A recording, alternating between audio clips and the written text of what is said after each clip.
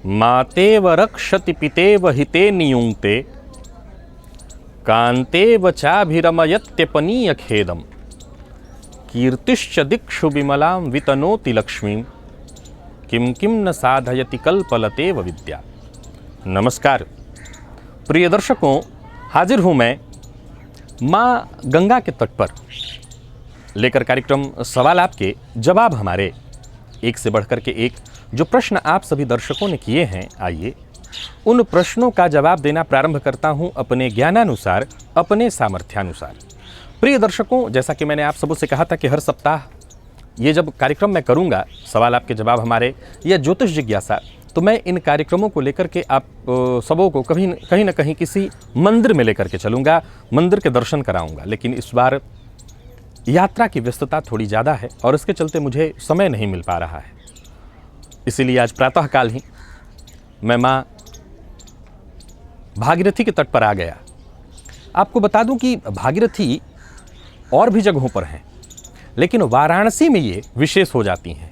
कारण उत्तर वाहिनी, ये बाकी जगहों पर उत्तर वाहिनी नहीं है, यहीं पर ये उत्तर वाहिनी है। दक्षिण से आती हैं और उत्तर की ओर बहती चली जाती हैं। और कहते हैं ना, सुबह है बनारस, सुबह अगर हो तो यहाँ सीधे सूर्य नारायण बाहर गंगा जी के पास उस तरफ से निकलते दिखाई पड़ते हैं। मैं सोचा था आज वही सीन आपको दिखाऊं, लेकिन थोड़ा देर हो गया, विलंब संध्या पूजन करते करते, तो वो समय नहीं हो पाया। तो चलिए प्रातःकाल ही आपका ये कार्यक्रम आज पूरा करूं। ज्ञान विद्या माँ सरस्वती, नीति शास्त्र कहता है मातेव रक्षति, माता के समान रक्षा करती है। पितेव हिते नियुङ्क्ते, आपके हित की रक्षा पिता के समान करती है। कान्तेव चाभिरमयत्यपनीय खेदम, और कांता की तरह यानी आपकी पत्नी की तरह आपके हर जरूरत की चीजों का ये ख्याल रखती है। कीर्तिश्च दिक्षु विमलाम, क्या क्या नहीं मिल जाता, कीर्ति मिलती है, जो इच्छा हो वो मिल जाता है, विमल यश प्राप्त हो जाता है। किम किम न साधयति कल्पलतेव विद्या, ये कल्पलता के समान देने वाली विद्या क्या क्या नहीं दे सकती, जो इस के छांव में बैठकर जो मांगिए वो आसानी से आपको प्राप्त हो जाता है। प्रिय दर्शकों, आइए आपके प्रश्नों की ओर चलता हूं। पहला प्रश्न पारस शाह जी का है। इन्होंने पूछा है कि अगर विचार गलत आए पर कर्म नियंत्रण में हो तो क्या गलत विचारों का पाप लगेगा? पारस साहब, वैसे तो आपके इस प्रश्न का बाबा तुलसीदास जी ने जवाब दिया हुआ है कि मानस पुण्य होए नहीं पापा, मन में किया हुआ मानसिक पूजन जो है वो तो पुण्य देगा, लेकिन पाप अगर आप मानसिक कोई करते हैं तो वो पाप नहीं लगेगा। लेकिन एक सवाल जो आपने पूछा है उसका जवाब मैं जो देने वाला हूं, जरा सोचिए कि अगर मन में विचार बुरे आ रहे हो तो कर्म पर नियंत्रण कैसे रहेगा? अब सवाल खड़ा होता है कि क्या मेरे मन में, क्या सभी के मन में बुरे विचार नहीं आते? बिल्कुल आते हैं, लेकिन हम ये नहीं कह सकते कि बुरे विचार अगर मन में आए तो कर्म पर नियंत्रण होगा। कर्म से नियंत्रण हट जाएगा, क्योंकि विचार जब उत्पन्न होता है तो वही विचार तो कर्म में प्रवृत्त हम इंसान को कराता है। तो जब हम विचार मन में उत्पन्न करेंगे वैसे, तो कर्म पर नियंत्रण नहीं रहेगा। फिर धीरे धीरे हो सकता है आप अपने मजबूत इरादों के साथ 1 बार 2 बार 4 बार तक अपने कर्म पर नियंत्रण रखें, लेकिन जब विचार कोई बुरा कार्य करता है, जैसे बलात्कार जैसा कोई बुरा कार्य, तो क्या बिना मन में विचार आए वो ऐसा बुरा कार्य करता होगा? पहले विचार आता है, फिर ही कर्म होता है, तो विचार से ही कर्म होता है। तो मन में अगर बुरे विचार आ रहे हैं तो कर्म पर नियंत्रण नहीं रह सकेगा। 1 बार 2 बार, फिर नियंत्रण धीरे धीरे समाप्त हो जाएगा। तो विचारों को ही रोकना है, यही तो काम है, विचार पर ही नियंत्रण लगाना है। दीपाली गायकवाड़ जी हैं, इन्होंने पूछा है अगर भगवान विष्णु को चावल अर्पित नहीं करना तो आवाहन किस चीज़ से करें? आवाहनार्थे अक्षतान समर्पयामि इन्होंने लिखा है। वहाँ पर तिल चढ़ाया जाता है, सफ़ेद तिल। भगवान विष्णु के लिए जो भी करते हैं वहाँ पर सफ़ेद तिल का प्रयोग होता है। फणेंद्र जी हैं, इन्होंने पूछा है हस्तरेखा विज्ञान में आपने बताया था कि यदि बीच वाली उंगली अधिक मोटी हो तो व्यक्ति को अपने कार्यों से पछताना पड़ता है, इसका उपाय क्या है? सीधी सी बात है कि अगर अपने कार्यों से आपको पछताना पड़ रहा है तो कहीं ना कहीं ये शनि का प्रभाव है, बाद में आपको गलती हो रही है, तो उसके लिए आप सूर्य को बलवान करिए पहले तो, कि आपका इतना आत्मविश्वास हो कि कोई गलती हो भी जाए। देखिए, मानव मात्र से गलती होती है, ये कोई ऐसा आकर के नहीं कह सकता कि मैं गलती नहीं करता, क्योंकि जब गलती ही नहीं करते इसका मतलब आप कुछ करते ही नहीं, करते हैं तभी तो गलती होती है। तो अगर पछताना पड़ रहा है तो सूर्य को बलवान करिए, आत्मविश्वास इतना हो कि जो गलती हो गई है उसको हम सुधार सकें, तो उसके लिए आत्मविश्वास यानी सूर्य को बलि करना होगा। अनामिका संधू जी हैं, इन्होंने पूछा है यदि जन्म राशि से नवम राशि लग्न से अष्टम हो तो भी जन्म राशि से नवम राशि का नाम रख सकते हैं? जी, लग्न का यहां विचार मत करिए, यहां चंद्र राशि का ही विचार करिए और चंद्र राशि का ही विचार करके अपना नाम रखिए, यही सही होगा। मतलब जो जन्म राशि है उसी से नवम राशि, उसमें लग्न का कोई लेना देना नहीं है।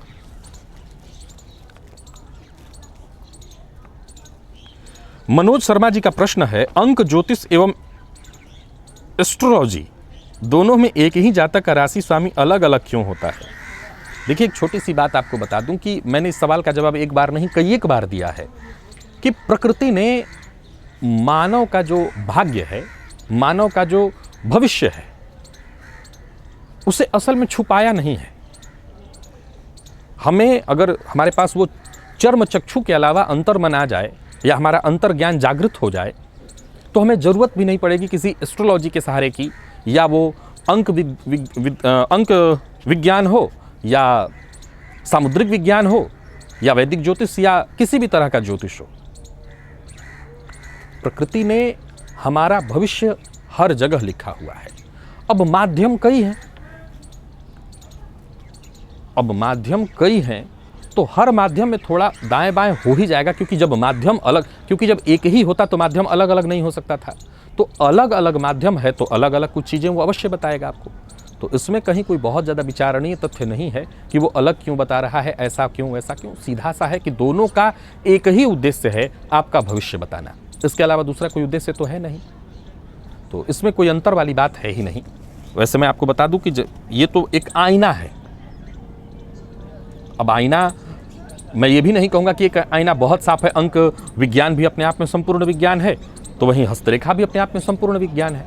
वो सभी आईने हैं और दिखाने का तरीका चेहरा जैसा हो वो दिखाएंगे सेम ही, उसमें मामूली अंतर देखने वाले का हो सकता है। कई बार चेहरा बहुत ज़्यादा क्लैरिटी दिख जाए या दूर से आप देख रहे हो, करीब से देख रहे हो, लेकिन मुझे ऐसा लगता है कि करीब से जाया जाए तो अंत में सब एक ही है, अलग कुछ नहीं है। ये प्रेमावती उपाध्याय जी हैं, इन्होंने पूछा है कि मंदिर के ध्वजा की तो नहीं बल्कि सामने के घर पर लगे ध्वजा की छाया यदि अपने घर पर पड़े, क्या ये भी प्रगति को बाधित करती है? जी हाँ, ये भी प्रगति को बाधित करती है। ज़्यादातर बाधा मंदिर वाली ही होती है, लेकिन ज़रा समझिए कि आपका घर थोड़ा नीचे है और सामने वाले का घर भी ऊंचा है और उस घर का उसने ऊपर और एक ध्वजा लगा दिया।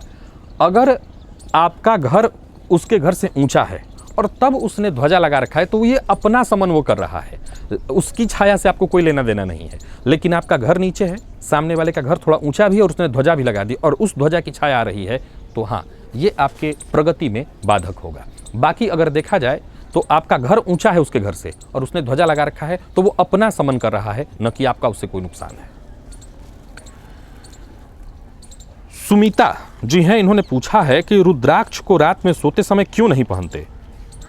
क्या लड़की और स्त्रियां रुद्राक्ष धारण कर सकती हैं क्या? अगर नहीं तो क्यों? नहीं, ये तो सवाल है ही नहीं कि मैं आपको जवाब दूं अगर नहीं तो क्यों। बिल्कुल कर सकती हैं, करती हैं, करना चाहिए, कोई बुराई नहीं है। अब आपने पूछा रात को सोते समय, तो ये टोटल सवाल है ही नहीं। इसमें आपने पूछ जरूर लिया है अगर नहीं तो क्यों, ये तो आपने कहीं गलती से सुन लिया है और आपके पास गलत जानकारी है। न तो सोते समय रुद्राक्ष को उतारने की आवश्यकता है। अब हो सकता है किसी का रुद्राक्ष का दाना बहुत बड़ा हो तो उसको सोने में दिक्कत आती हो, इसलिए वो उतार दे, अन्यथा उतारने की तो कोई आवश्यकता ही नहीं है। एक, स्त्रियों को पहनने से किसी ने मना नहीं किया, बिल्कुल पहनाया जा सकता है, कोई दिक्कत नहीं। और अगर आपने एक और सवाल इसमें पूछा है कि क्या हम घर में त्रिपिंडी श्राद्ध कर सकते हैं या नहीं कर सकते? जी, नहीं कर सकते हैं। त्रिपिंडी श्राद्ध के लिए जो स्थान निर्धारित किए गए हैं वहीं पर जाकर के करना या किसी नदी इत्यादि के तट पर करना, जाहिर सी बात है हम पितरों के उद्देश्य से ये श्रद्धापूर्वक कर्म कर रहे हैं तो किसी ऐसे तीर्थ में जाकर के करें ताकि ज़्यादा श्रेष्ठ लाभ हो। ये घर पर करने की चीज़ नहीं है। हर्ष जी हैं, इन्होंने पूछा है यदि कुंडली में आईएएस बनने का योग न हो तो क्या आईएएस नहीं बन सकते? देखिए साहब, सीधी सी बात बता दूं आपको, सत्य तो ये है कि आईएएस बनने का योग ना हो तो आईएएस बनना तो दूर, उसका व्यक्ति प्रयास भी नहीं कर सकता है। मैं फिर से दोहरा रहा हूं कि आईएएस बनने का योग ना हो कुंडली में तो बनना तो दूर, व्यक्ति प्रयास भी नहीं कर सकता है, सोचेगा ही नहीं, उसका दिमाग ही उस तरफ नहीं जाएगा। और जन्म कुंडली में योग है, सीधी सी बात है कि जो आईएएस हैं या जो बड़े पद पर हैं या उनकी कुंडली में बड़े राजयोगों के बिना थोड़े वो वहां तक पहुंच गए हैं। वहां तक पहुंचने में राजयोग शामिल है और ये राजयोग ही उनको वहां तक पहुंचा रहे हैं। तो योग के बिना तो संभव नहीं है। अब सवाल खड़ा होता है कि फिर इसका मतलब पुरुषार्थ का कोई महत्व ही नहीं है, कर्म क्यों करें जब योग है तो व्यक्ति बनेगा। पहला तो तय जान लीजिए ये कि जिसकी कुंडली में है वही कर पाएगा मेहनत, वो सोचेगा ही नहीं उधर। एक दूसरा याद रखिए कि जो लोग परिश्रम कर रहे हैं, मैं अब अगला पॉइंट, मैं रोज चिल्लाता हूं, रोज कहता हूं, मैं क्यों कहता हूं, भगवान श्री कृष्ण ने स्वयं कहा कर्म पर आपका अधिकार है। लेकिन ये ध्यान रखिएगा कि आप ले वही सकते हैं या लेने का प्रयत्न उसी चीज का कर सकते हैं जो आपको प्रारब्ध में प्राप्त है। जो प्रारब्ध में प्राप्त नहीं है वो आप ले भी नहीं पाएंगे, ये ध्यान रखिए। शीतल प्रजापति जी ने पूछा है, कार्तिक मास में जन्म लेने वाले पर क्या कार्तिक दोष लगता है? मैंने ऐसा तो नहीं सुना है, बड़ा श्रेष्ठ माह माना गया है, सभी श्रेष्ठ कार्य होते हैं यहाँ पर, बिल्कुल ऐसा कुछ नहीं है। और अगला प्रश्न जो है शिवानी भूयान, इन्होंने पूछा है, घर में लड्डू गोपाल जी और लक्ष्मी जी की पीतल की मूर्ति हो तो क्या उन्हें पूजा के समय हर एक दिन नहलाना उचित है? हाँ, अगर ऐसी मूर्ति है जिनके वस्त्र आप बदलते हैं, मान लिया जाए ऐसी मूर्ति है जिनके वस्त्र आप नहीं बदलते, तब तो आपको ऐसे ही पूजन पंचोपचार कर लेना चाहिए। लेकिन मूर्ति चूंकि पीतल की है और आप खोल करके स्नान करा करके फिर से वस्त्र पहना सकते हैं, तो मुझे लगता है कि उचित यही है कि नित्य स्नान कराया जाए और फिर पूजन किया जाए। सोहन सिंह जी ने पूछा है, कलयुग में साबर मंत्र का जप करना श्रेयस्कर है, तो क्या शिव चालीसा, दुर्गा चालीसा और हनुमान चालीसा का पाठ छोड़कर हम साबर मंत्र का पाठ करना शुरू कर दें? कलयुग में केवल साबर मंत्र के जप से ही कल्याण हो सकता है? नहीं, ये गलत पॉइंट है। निस्संदेह कलयुग के जीवों के हितार्थ साबर मंत्र का सृजन किया हुआ है, लेकिन इसका यह मतलब नहीं है कि बाकी की सारी चीजें फायदेमंद नहीं है। इसका यह मतलब नहीं है कि बाकी की चीजें आपके रक्षा हेतु नहीं है, बाकी चीज़ों से आपको लाभ नहीं होगा, बाकी चीज़ों की आपको आवश्यकता नहीं। यहाँ ये पॉइंट गलत है। हाँ, साबर मंत्र श्रेष्ठ है, जरूरत के हिसाब से इस कलयुग के जीवों के लिए जो बहुत नियम पालन नहीं करते उनके लिए भी उछल जाएगा। बाकी के जो पूजा पाठ हैं उनमें बहुत ज़्यादा नियम पालन है, परंतु ऐसा नहीं है कि उसके लिए हनुमान चालीसा से श्रेष्ठ कोई चीज़ हो सकता है, बाकी की चीज़ों अश्रेष्ठ हैं, वो कम प्रभावशाली हैं, ऐसा नहीं है। योगीदास जी हैं, ये कह रहे हैं कि आप कह रहे थे कि मानव शरीर ईश्वर के तेज को नहीं सह सकता, लेकिन इसी 5 तत्वों से निर्मित शरीर में ही ईश्वर ने अवतार लिए हैं, कोई विशेष तत्वों से उनका शरीर निर्मित नहीं हुआ था। ये कैसे संभव हुआ? मानव शरीर की क्षमताओं को आज तक कोई जान नहीं पाया है, कृपया अपना विचार दें। सर, आप नहीं जान पाए हैं तो मैं कैसे विचार दे पाऊंगा आपको? भय प्रकट कृपाला, जन्म नहीं लिया था उन्होंने, ध्यान से सुना नहीं लगता है ये श्लोक कहिए इसको, स्तुति है। भय प्रकट कृपाला, सारी क्रियाएं हुई दिख रही थी वैसी, लेकिन भगवान प्रकट होते हैं। निसंदेह उनका शरीर पंचतत्व जैसा है, लेकिन पंचतत्व ही है पूर्णतः, या ये कहें कि वो सारे पंचतत्वों को अपने अंदर विलीन रखे हैं। क्योंकि और भी जगहों पर अगर आप देखें तो कई जगह पर यह दिखाई बताया गया है कि भगवान को दाढ़ी मूंछ इसलिए नहीं होता कि वो सदैव 16 वर्ष के होते हैं। उनका शरीर, हमारा जो शरीर है बूढ़ा होता है, उनका शरीर बूढ़ा नहीं होता है। सामान्य तथ्यों में मैं समझाऊं एक लाइन में, तो जिनसे तत्व है वो स्वयं तत्व से नहीं है, वो तत्वों के बंधन से बाहर हैं, वो तत्व से परे हैं। तो ध्यान रखें कि मानव शरीर नश्वर है और हाँ, इसमें परमात्मा का आगमन कभी संभव नहीं। कृपा हो सकती है, उनका वरद हस्त आ सकता है, उनकी वो कृपा दिख सकती है, लेकिन परमात्मा के तेज को ये मानव शरीर नहीं सहन कर पाएगा, और जैसे ही इस पर वो शक्ति का आगमन हुआ तुरंत ये शरीर समाप्त हो जाएगा। बड़ा सरल है। इस विषय को मैंने बताया था, मैं जानता हूँ किस प्रश्न के उसमें आप कह रहे हैं। खैर, जिनको न समझना हो वो प्रेम से वो माने जो उनको पसंद हो। मैं हमेशा एक और बात कहा करता हूँ कि कोई तथ्य जरूरी नहीं है कि जो तथ्य मैं आपको समझाने का प्रयत्न कर रहा हूँ वो आप मान ही जाएं। आप वो माने जो आपको पसंद हो। मैं थोड़ी प्रयत्न के लिए कर रहा हूँ, मेरे से पहले से लगातार लोग करते आ रहे हैं, वो नहीं कर पाए तो मैं कौन सा कर पाऊंगा। मैं तो पहले माने बैठा हूँ। तो आप निश्चिंत होकर के वो मत मानिए जो मैं मनवाना चाहता हूँ, आप वो मानिए जो आप मानना चाहते हैं। क्योंकि आप जो मानना चाहते हैं उसमें मैं ज़बरदस्ती अगर मनवाने की कोशिश भी करूं तो कहीं ना कहीं आपके विचार पर एक मेरा प्रभाव होगा। आप अपनी देखिए, अपनी मानिए। मेरा कर्तव्य है कि जो जानकारी है, जो ज्ञान देने योग्य है वो मैं आपको दे रहा हूं। लेकिन मनवाने का काम तो पहले से करते आ रहे हैं लोग, कहाँ आज तक कर पाए। मैं भी नहीं कर पाऊंगा, तो मैं तो पहले से तय जान के बैठा हूं। तो किशन सिंह राज पुरोहित जी हैं, इन्होंने पूछा है, आप जब भस्म की बात कहते हैं तो किस भस्म की बात करते हैं? एक भस्म होती है मिट्टी या घर में जलाए जाने वाले चूल्हे की, एक होती है श्मशान की। भस्म बनाई जाती है साहब। बिल्व की लकड़ी ले लिया, बिल्व पत्र ले लिया, समीपत की लकड़ी ले ली, उसमें इनसे बनाया जाता है, भस्म निर्मित किया जाता है। श्मशान वाला भस्म अलग हो गया, वो आप घर में नहीं ला सकते हैं। श्मशान भस्म की आप हमारे जैसे, जो हम और आप जैसे गृहस्थ आश्रमी हैं, उनको श्मशान भस्म की आवश्यकता नहीं पड़ती। श्मशान भस्म जिस घर में चला जाएगा उस घर में कलह शुरू हो जाएगा, उस घर के लोग विक्षिप्त स्थिति में आ जाएंगे। तो श्मशान भस्म आपके घर में नहीं हो सकता। चूल्हे की राख जो है वो भस्म नहीं है, राख की संज्ञा है उसको। तो वो आपके काम की नहीं है, उस पर भगवान पर नहीं अर्पित करते। भगवान पर अर्पित करने के लिए बना, वैसे तो आजकल मार्केट में बना बनाया मिलता है, वो भी अब जो है क्या पता नहीं क्या बनाते हैं लोग, कैसे बनाते हैं। परंतु वो भस्म जो हमें चाहिए होगा, भगवान पर मैं अर्पित करने के लिए कहता हूँ, भोलेनाथ पर अर्पित करने के लिए कहता हूँ, वो स्वयं से निर्मित किया जाता है। अब हर किसी के पास वो उपलब्ध नहीं, तो मार्केट में बना बनाया जो है वही लोग चाहते हैं। तो मेरे कहने का जो तात्पर्य राशिफल में होता है वो तो वही मार्केट में बना बनाया वाला ही होगा। और महेश कुमार जी हैं, इन्होंने पूछा है कि जन्मदिन डेट के हिसाब से मनाए या तिथि के हिसाब से, कौन सा श्रेष्ठ है? अब दोनों जो मनाते हैं उनके लिए वही श्रेष्ठ है। मैं तिथि के हिसाब से मनाता हूं तो मेरे लिए तिथि श्रेष्ठ है। जो लोग जन्म तारीख के हिसाब से मनाते हैं उनके लिए जन्म तारीख श्रेष्ठ है। इसमें कोई भेद नहीं है। अब हिंदू सनातन धर्म में अगर देखें तो जो पंचांग हमारा है वो तिथि की ही मान्यता देता है। लेकिन अब ऐसा नहीं, मैं कहूँगा कि हम अंग्रेजी तिथि नहीं मानते, अंग्रेजी तारीख नहीं मानते हैं। ये कहना सब बेकार की बात है। मैं सब मानता हूँ और मैं आपसे भी यही कहूँगा, हम सब मानते हैं, हमें सब मानना चाहिए। ज्ञान किसी भी तरह का कि नहीं वो ईसाई से आया है, क्रिश्चियंस इत्यादि से आया है, ईसवी सन है, ईसाई से आया है तो हम उसे नहीं माने, ऐसा कुछ नहीं। सब मानते हैं, सब कुछ यूज कर रहे हैं, फ़ोन यूज कर रहे हैं, इसी कैमरे से आप देख रहे हैं, सब भारत में थोड़ी बना है।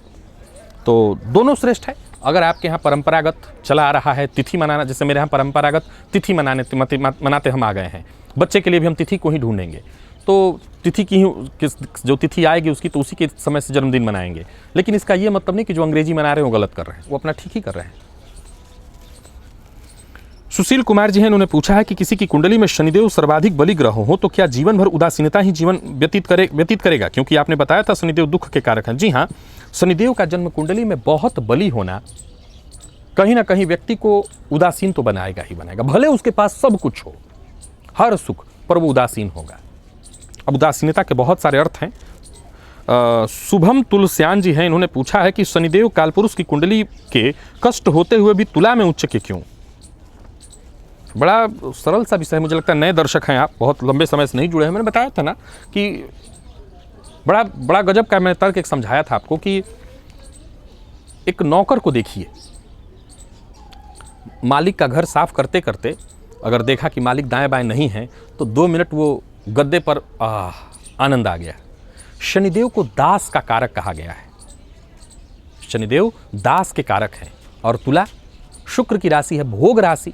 तो जैसे ही दास भोग राशि में पहुंचता है उसको लगता है सब मिल गया, जीवन का सभी सुख में प्राप्त हो गया। उच्चत्व का अर्थ क्या है? उसे वो हर सुख मिल जाना जहां लगे कि अब आनंद आ गया। जैसे सूर्य का केतु के नक्षत्र में वहां पहुंच करके 10 अंश पर परमोच्च हो जाना, यानी आत्मा का मोक्ष के कारक के नक्षत्र में जाते ही परमोच्च स्थिति में आ जाना। आत्मा जब मोक्ष की तरफ पहुंचती है तो वही उच्च स्थिति है उसकी, वैसे ही है, और कोई कारण नहीं है। बाकी अगर आप और उदाहरण से देखें तो तुला का अर्थ तराजू होता है, और शनिदेव को न्यायाधीश कहा गया है। न्यायाधीश के हाथ में तराजू हो तो सीधी सी बात है यही उसकी उच्चतम स्थिति है, जब वो न्याय कर रहा हो। रवि नारायण साहू हैं, इन्होंने पूछा है, हमारे घर के पीछे एक बेल पेड़ है और हम उस रास्ते से जाते रहते हैं और बिल्वपत्र हमेशा गिरता रहता है, क्या इसका कुछ बुरा प्रभाव पड़ेगा? नहीं, ऐसा कुछ नहीं है।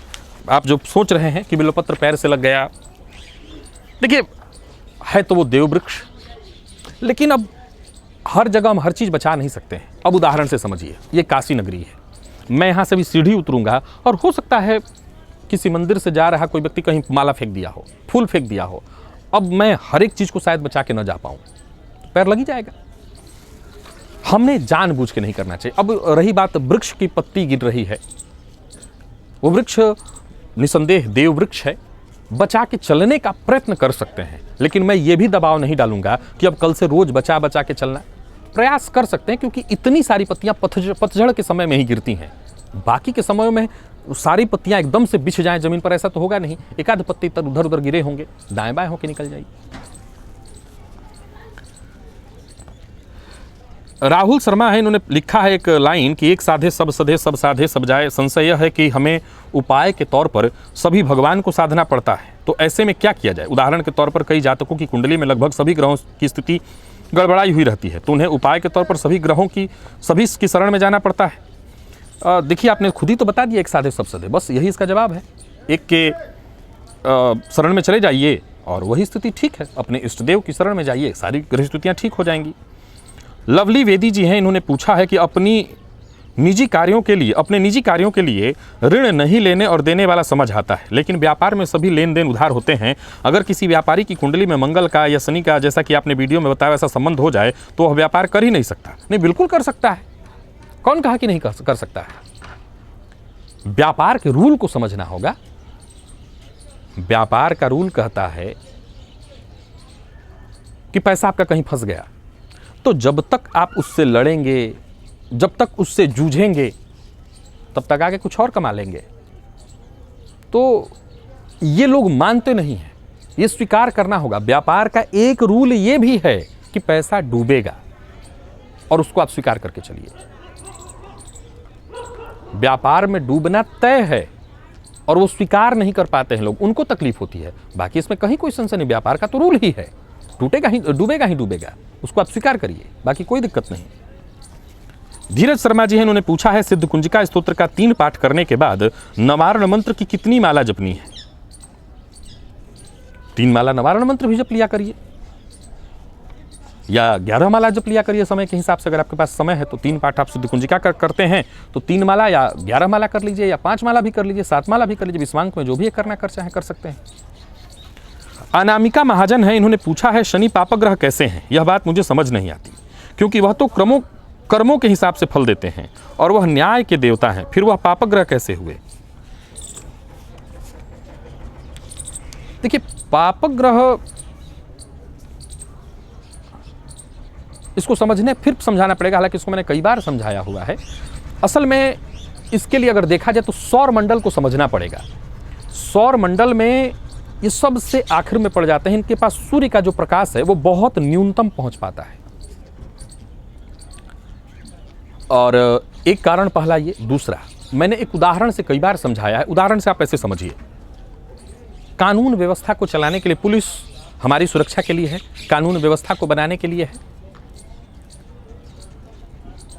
क्या सभी आप लोग पुलिस से संतुष्ट हैं? जबकि वो बिल्कुल केवल और केवल अपना सही कार्य ही कर रहे हैं, जो उनको दिशा निर्देश दिया जा रहा है वही निर्देश का वो पालन कर रहे हैं। क्या आप स्वीकार कर लेते हैं हमेशा? सवाल का जवाब हो गया आपके। श्वेता शर्मा जी हैं, इन्होंने पूछा है कि हमारे घर में कई सालों से लाल रंग के शालिग्राम की पूजा हो रही, लेकिन हमने सुना है लाल शालिग्राम की पूजा नहीं करनी चाहिए। देखिए, मैं एक सवाल सीधा सा बता दूं आपको कि कई सालों से जो चीज़ होता चला रहा है, अब यहाँ आपने क्या सुना और नहीं सुना, पहले तो सुनना ही नहीं चाहिए। हाँ, अगर कोई ऐसी परंपरा है जिस परंपरा का निर्वहन यहाँ शालिग्राम शिला की बात हो रही है, लाल रंग का हो काले रंग का हो, अब बहुत वर्षों से होता चला रहा है, तो अब आपको इस बारे में कुछ सुनना ही नहीं चाहिए। जैसे कि बीच के दिनों में कुछ लोगों ने सुन लिया था कि घर में शिवलिंग नहीं रखना चाहिए और उठा करके ले जाकर के रखाए थे, ये उन्हें सुनना ही नहीं था, लेकिन लोगों ने सुना, क्योंकि उनको सुनने की बुरी आदत है। सुनना जरूरी है, लेकिन सब कुछ मत सुन लीजिए। यहाँ शालिग्राम शिला जो वर्षों से आपके घर में पूजित होते आ रहे हैं, उनके बारे में कुछ सोचने की जरूरत ही नहीं है, वही श्रेष्ठ है। शुभम शर्मा का प्रश्न है कि यदि 5वें भाव में शनि वक्री है तो क्या कभी संतान नहीं होगी? ऐसा नहीं है, संतान के कारक शनिदेव नहीं है। वक्र अवस्था में उनका संतान भाव में होना भी संतान के मामले में मुझे नहीं लगता कि कोई दिक्कत करेगा। पहले संतान भाव के स्वामी, संतान के कारक गुरु की स्तुति, पुरुष की कुंडली में शुक्र को देखना, स्त्री की कुंडली में चंद्रमा और मंगल को देखना, ये बेहद आवश्यक है। और तब तय होगा कि संतान की स्तुति बनेगी या नहीं। केवल शनि के पंचम में वक्री हो जाने से संतान से कोई लेना। शनि पंचम में मैंने कई तरह के कष्ट बताए, क्योंकि उनकी तीसरी दृष्टि सप्तम पर, लाभ पर 7वीं और 10वीं दृष्टि जो है धन पर पड़ती है, जिससे विच्छेदात्मक स्थिति उत्पन्न हो जाती है। लेकिन इसका यह मतलब नहीं कि संतान के मामले में जहाँ शनिदेव बैठते हैं उस भाव की वृद्धि भी कर देते हैं। जिन जिन की कुंडली में संतान पंचम में हो, उनके बहु संतान होते देखे गए हैं। अब रही बात कि वक्री होना, वक्री होने से भी मुझे कोई दिक्कत नहीं। पहले तो ये देखिए किस लग्न की चर्चा हो रही है, और बाकी गुरु की स्थिति, शुक्र की स्थिति देखने के बाद ही ये तय होगा। शनिदेव से संतान न होने का कोई सवाल नहीं उठता। प्रिय दर्शकों, आज इतने ही प्रश्नों को लेकर के मैं आप सबके सम्मुख उपस्थित हुआ था। चूंकि वीडियो हर दिन बनाना है, जब मैं बाहर होता हूँ तो बाहर मैं वीडियो शूट नहीं करता, मैं यहाँ से करके जाता हूँ, तो मुझे उसकी तैयारी फिर उसको बनाते रहना, करते रहना पड़ता है। इसलिए आज मैं कहीं बाहर और नहीं जा सका, तो बस यहीं घर से निकल करके गंगा जी के तट पर आ गया। चलिए गंगा जी के तट पर ही बना दिया, लेकिन अब बनाना तो चूंकि तय कर चुका हूँ कि वीडियो बाहर ही बनाऊंगा, तो कहीं और नहीं सही तो गंगा जी के तट पर ही आ जाऊंगा, लेकिन बनेगा बाहर ही। तो आज के लिए बस इतना ही, इजाज़त दीजिए, पुनः मुलाकात होगी। तब तक के लिए नमस्कार।